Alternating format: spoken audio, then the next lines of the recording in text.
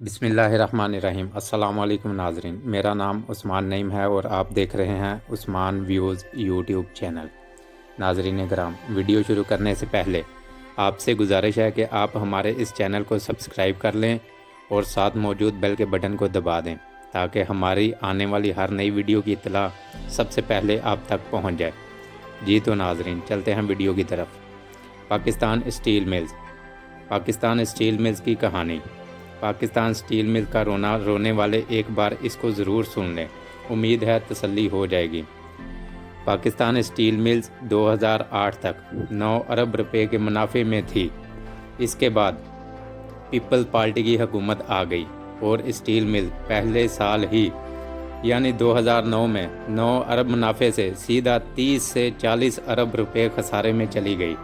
جی ہاں، پی پی حکومت کے پہلے سال ہی 30 سے 40 ارب روپے کا خسارہ۔ پی پی حکومت میں اسٹیل ملز کا خسارہ اور قرضہ بڑھتا چلا گیا اور اسٹیل ملز تباہ ہو گئی۔ پیپل پارٹی نے ضرورت سے زیادہ سیاسی بھرتیوں اور اپنے لوگوں کو ملازم لگایا اور سب کے سب نااہل اور کرپٹ لوگ تھے جنہوں نے منافع بخش ادارے کو تباہ و برباد کر دیا۔ اس کے بعد نون لیگ کی حکومت آ گئی۔ نون لیگ نے اسٹیل مل کا وہ حال کیا کہ وہ چلنے کے قابل ہی نہ رہی اور 2015 میں بند ہو گئی۔ 2015 سے لے کر آج تک اسٹیل ملز بند پڑی ہے، اس میں کوئی کام نہیں ہو رہا، لیکن ملازمین 5 سال سے فارغ بیٹھ کر تنخواہیں کھا رہے ہیں۔ ہر ماہ 70 کروڑ روپے ان کی تنخواہ میں خرچ ہو رہے تھے۔ یہ پیسہ ہر پاکستانی کی جیب سے جا رہا تھا اور یہ ملازمین بغیر کسی کام کے تنخواہیں کھا رہے تھے۔ دنیا کے کس ملک میں ایسا ہوتا ہے کہ ملازمین 5 سال سے فارغ بیٹھے تنخواہیں کھائیں؟ یہ پیسہ ہر غریب پاکستانی کی جیب سے جا رہا تھا جو ہر روز محنت سے کماتا ہے۔ کیا اسٹیل مل ملازمین آسمان سے اترے ہیں جو ساری عمر فارغ بیٹھ کر تنخواہیں کھائیں؟ موجودہ حکومت کا پاکستان اسٹیل ملز کی نجکاری کا فیصلہ فائدہ مند ثابت ہوگا، کیونکہ اس فیصلے سے حکومت کو ماہانہ 70 کروڑ روپے بچانے میں مدد ملے گی۔ گزشتہ کئی سالوں سے پاکستان اسٹیل مل قومی خزانے پہ بھاری بوجھ بن گئی تھی۔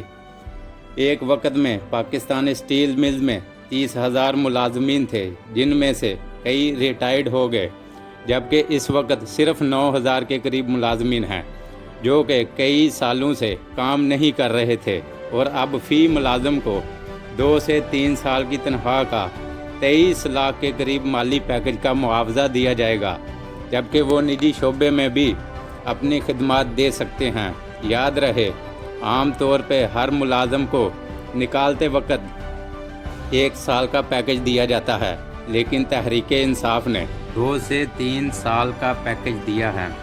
جب یہ حکومت آئی تب بند مل کے ملازمین کی تنخواہوں کی ادائیگی پر 55 ارب روپے خرچ کرنا تھے اور مل کو 176 ارب روپے خسارے کا سامنا تھا، جبکہ اس کے سود میں روزانہ کی بنیاد پر اضافہ ہو رہا تھا۔